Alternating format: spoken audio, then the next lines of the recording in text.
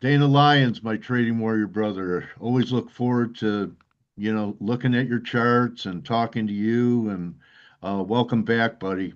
How are things going for you? Thanks, Dale. Always great being on. Things are great. How are things going with Hey, you?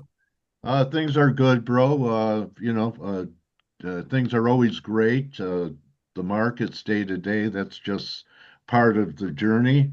I'm going to expect that you're still on a lot of longs.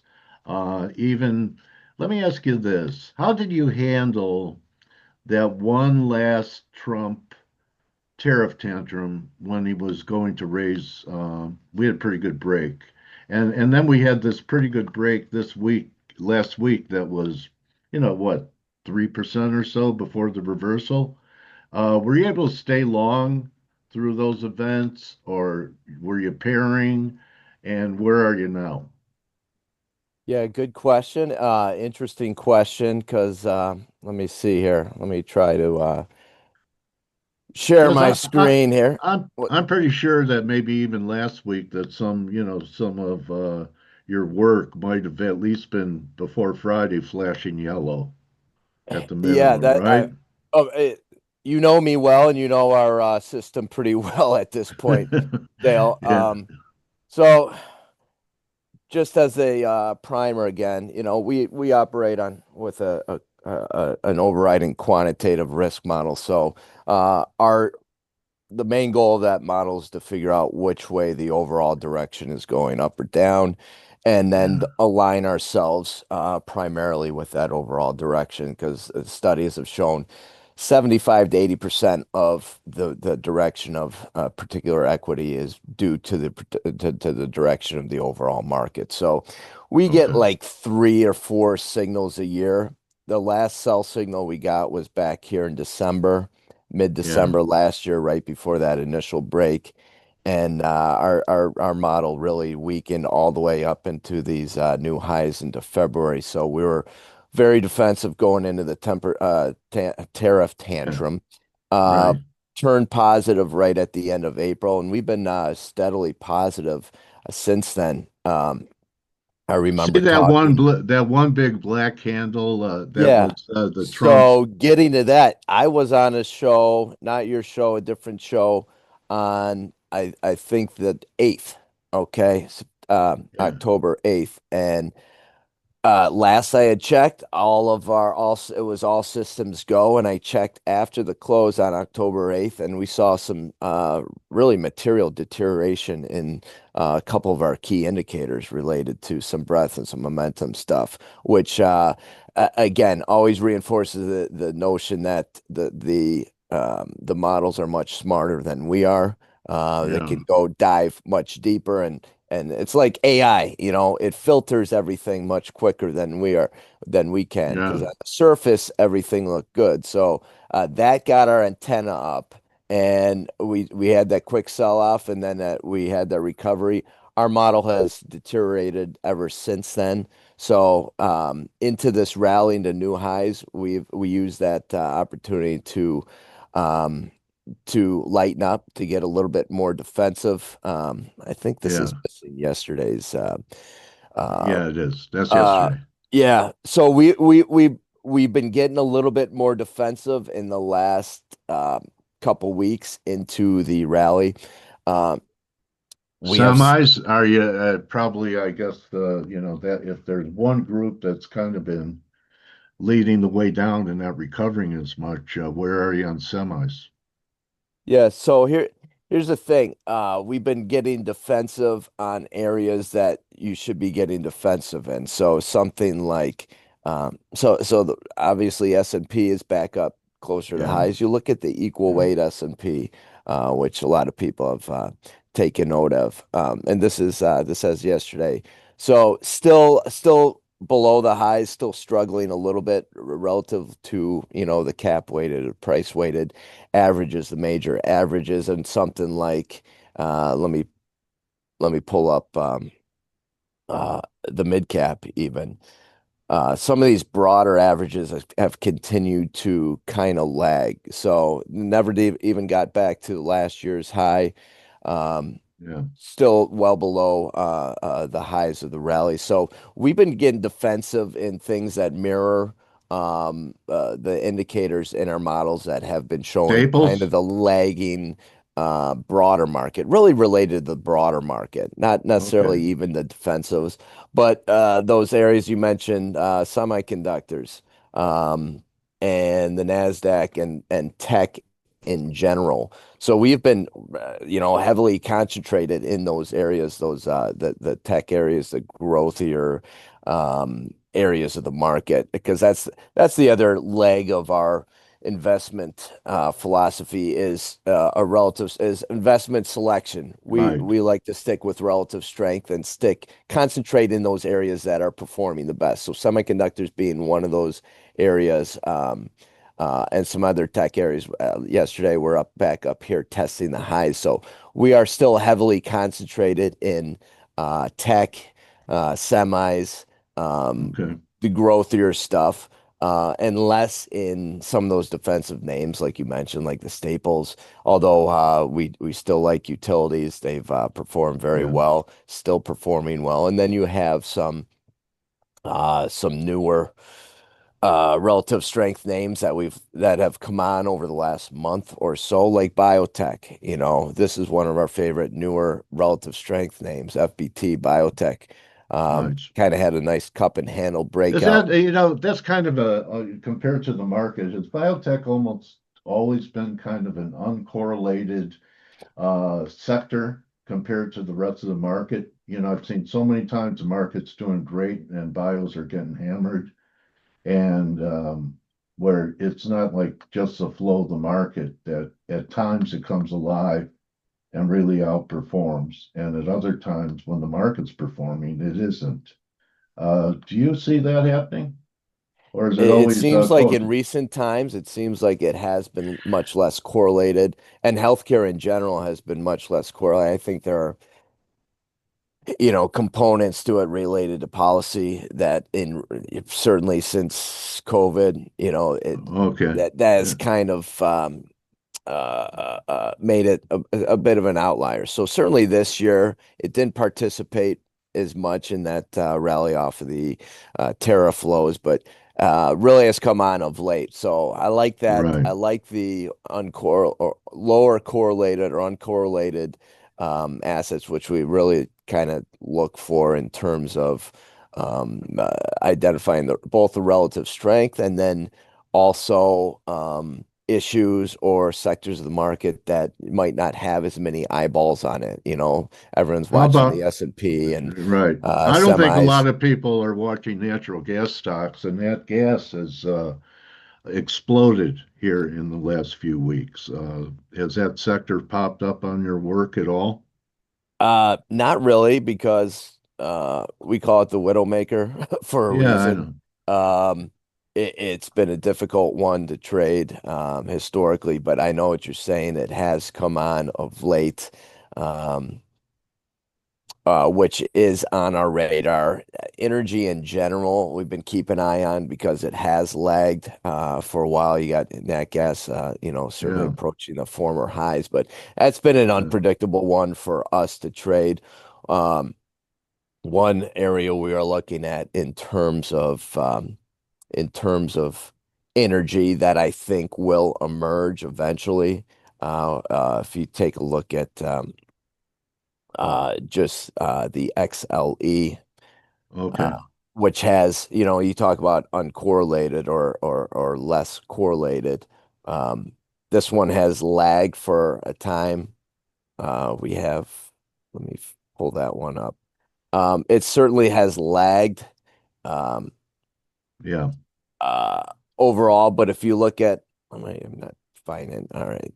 Um, if you scroll out a little bit and look past this year's kind of or the last year's 12 months worth of underperformance, it's really just biding its time here, I think, at the former highs, which it hit back in 2014. So we like the prospects in the longer term after this digestion is over.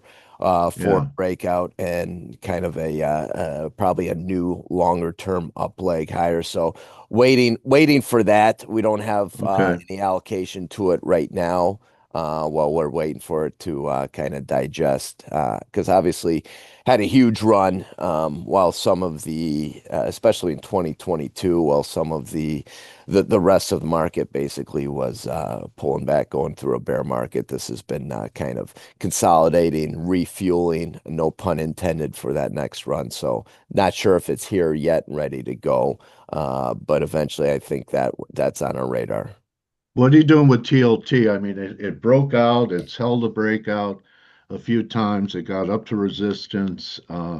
People are, since we haven't had data, it's a little more difficult to trade, but the bonds haven't done anything wrong that I could see so far. As long as TLT, we hold that. I think it's 88 and a half level. Yeah, Okay, there's a yield. we're long 10-year and 30-year. Okay, Long term, this is where you have to separate the duration. Long term, as you know, we think we're going up for right. it yields for decades or at least decade plus still, based on the long-term cycles. But near term, I think the benefit of the doubt is to the downside. The level to watch is certainly around 390 on the 10-year. Yeah. I think that's the key support area. But we're long. I think the benefit of doubt is to the downside. If we could break that, I think we're down in like 3.25 range. So we're positioned for that right now. On Yeah. the 30-year, it'd be more like 450 is the range right now, but I think we can get down in the low fours. So we're positioned long in the bond market right now. Again, that's not our core competency. Yeah. We're equity managers, growth managers, but we do see opportunity right now on the long side in bonds. Okay. Other commodity related sectors. I mean, the gold and silver miners had tremendous runs. We're getting a little bit of a correction, but do they still look good to you? They look good longer term still. Yeah. They've done nothing wrong longer term, but Yeah. these are the kind of when you have investments A go parabola. parabolic. Yeah, Yeah. you got to take some profits. And we had some good markers to take some profits. You're looking at GDX, Yeah. hit that 127 extension off of the long-term bear market. You fib guy, you. All right. Yeah, well, I mean, Yeah. when you're going parabolic like that, you need some kind of a marker to Yeah. help you out. Um, as well as that 261 from the post 2020. So took some profits there. Obviously that parabolic move is over. I think we need to consolidate for a while here, several months. So Okay. we did trim some profits. We're actually also putting some hedges on into this latest move. You look at SLV, for example.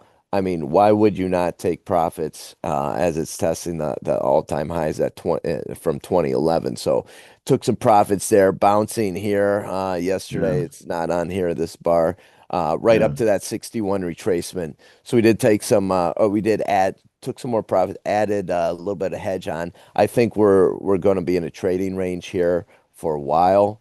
So How do you hedge GLD and SLV with what instruments?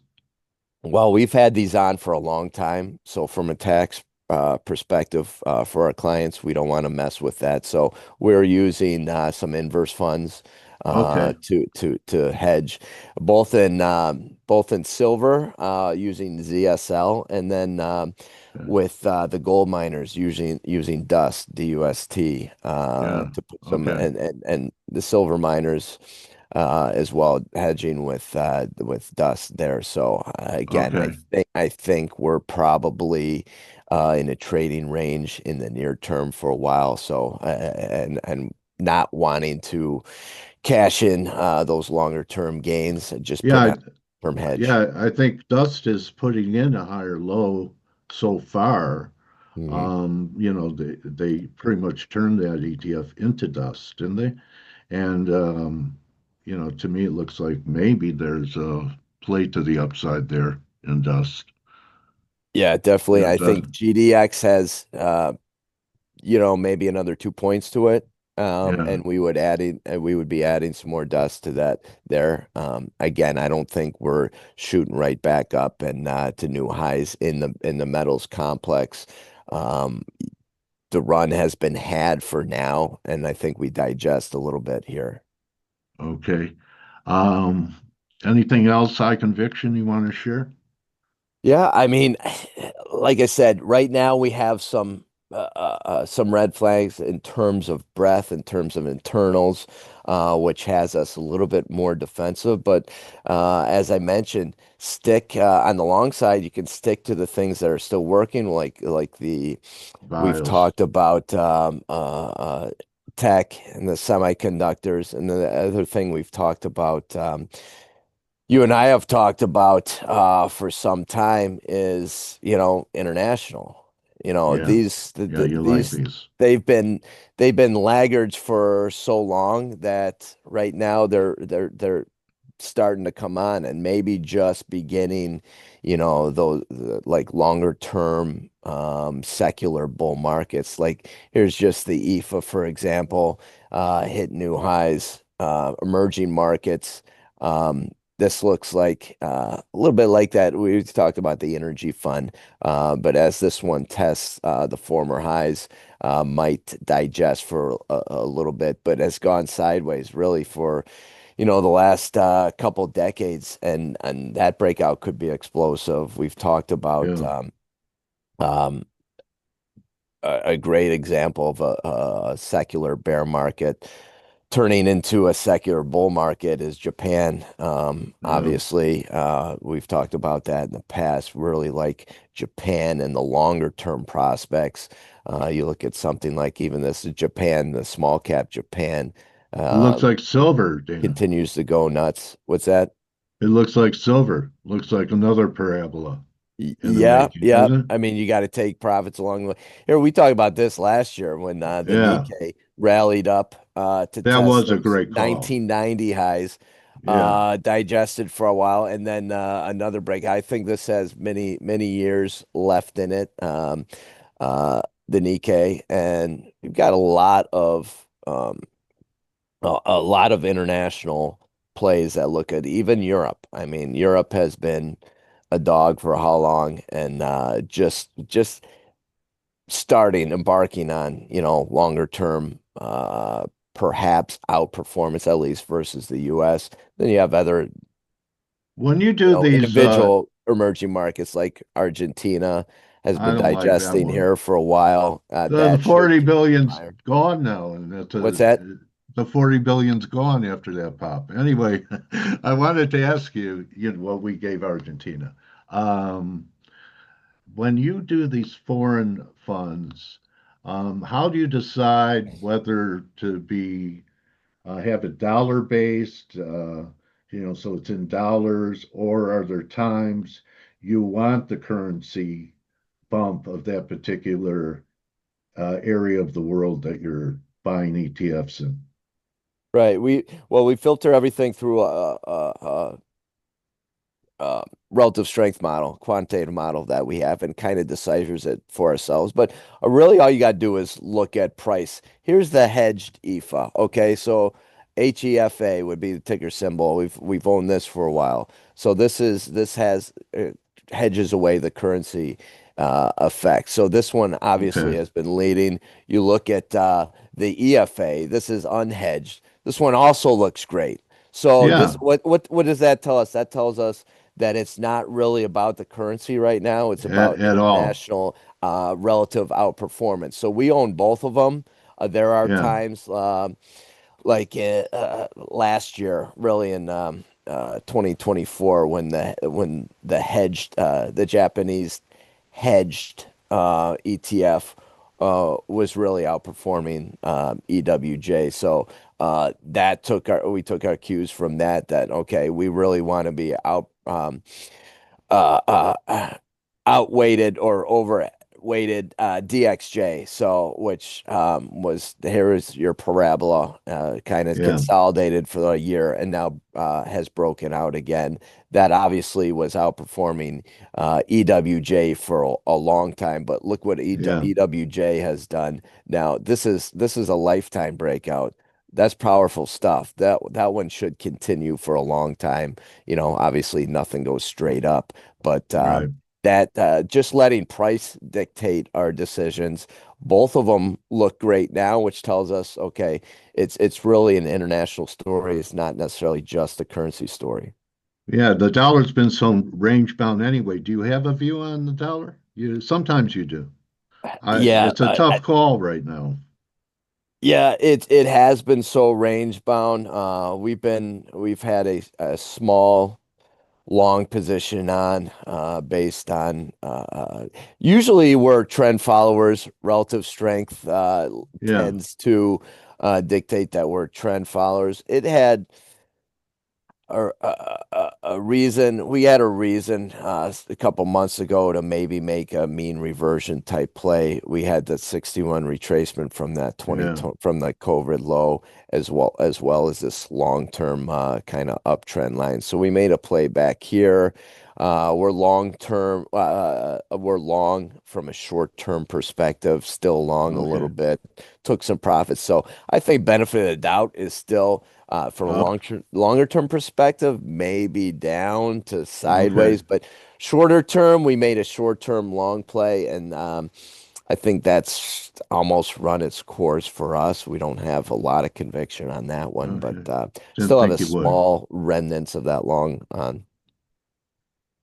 All right. So, Dana, I know you manage money as an RIA, but you also have uh, things for, people could contact you for someone who's an active manager instead of just going passive, which may not work one day. Um, and also, you write a lot of great content that people could use to trade. So, you want to tell us a little bit about that? Yeah, sure. As you mentioned, our main business is an RIA where we manage on a discretionary basis. We started this service for traders, active traders called the Lion Share. I guess it's been about 8 years now, 7, 8 years, 6, 7. Can I say that? I got kids.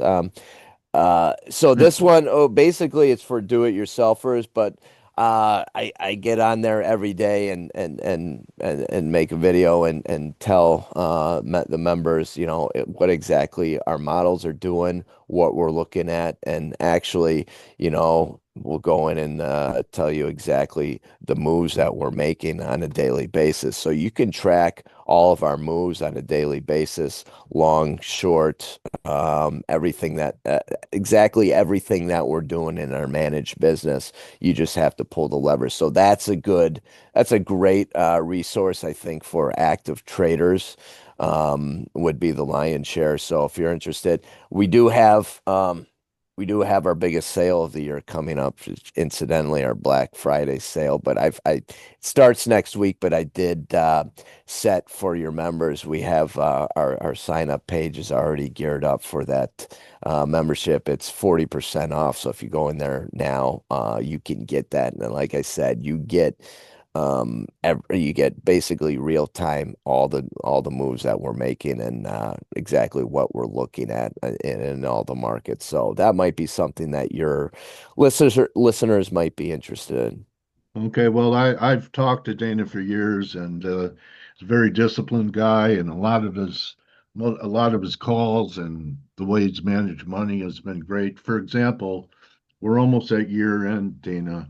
Um, how much are your funds up? Are you beating the S&P? Yeah, we're beating the S&P by a little, which I'm proud of. Okay, And we did it in a couple of different ways as active managers. You can do it in a couple different ways. First quarter, we had almost no drawdown versus, 20 plus percent for the averages, market. which I was Yeah. super proud of. Got a timely buy signal. We weren't 100%, or else we'd be out shooting the averages by a lot more. But the other way we can outperform as active manager, like I mentioned, was investment selection, relative strength outperformance. So we were really concentrating on a lot of the metals, the tech, uranium, and those types of plays in the Yeah. second and third quarter, and that has allowed us to, even with a decent cash position, to outpace the averages. So that's our goal: outperform the market over a complete market cycle, and do it with much less risk, especially in those really bad markets. Yeah, and Dana's not afraid of the esoteric markets that a lot of RIAs won't touch, things like uranium.